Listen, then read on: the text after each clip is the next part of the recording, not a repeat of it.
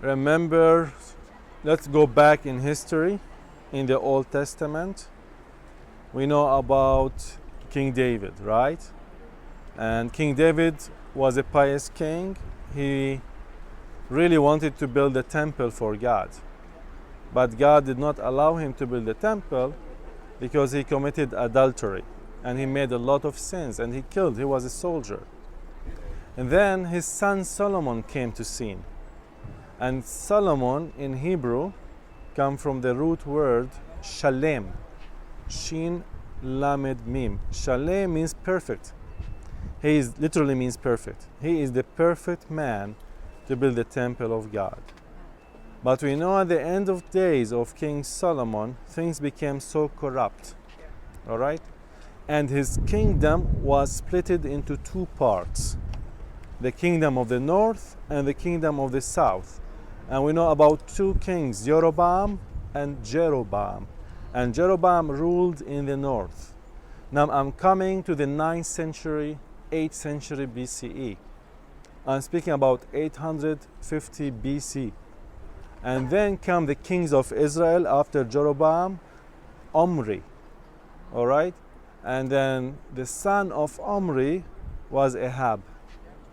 And Ahab was in the northern kingdom, and he built temples for the gods of Baal. The northern kingdom was all the way from Dan to Bethel. So he built 2 altars for the gods of Baal.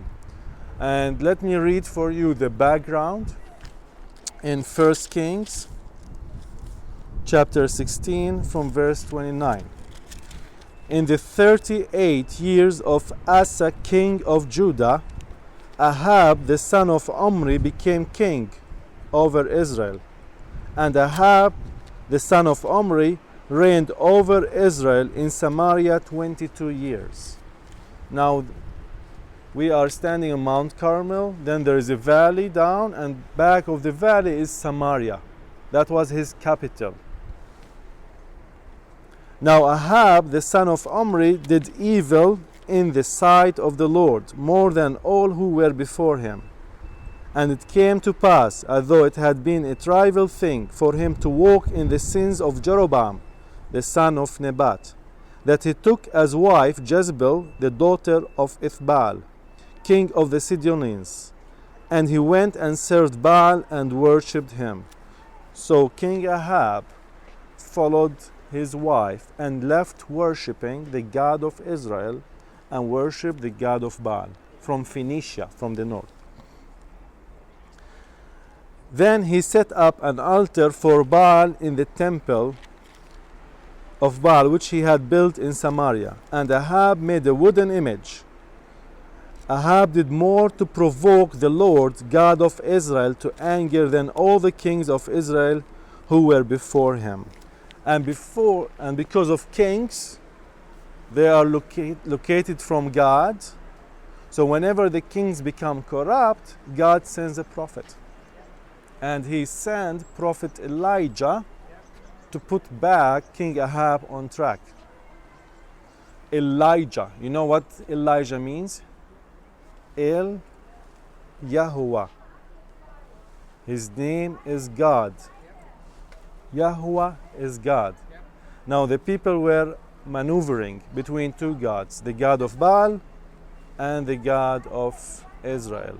Here comes the prophet, and we read later the story of Elijah proclaiming a drought, and then Elijah conquering the gods of Baal, and he told these gods, come to the top of the mountain where we are here right now and make a sacrifice and bring your gods. There were 400 gods of Baal, and they brought a bull and put it on the sacrifice. And he said, if your God is the real God who brings the rain, then you follow him.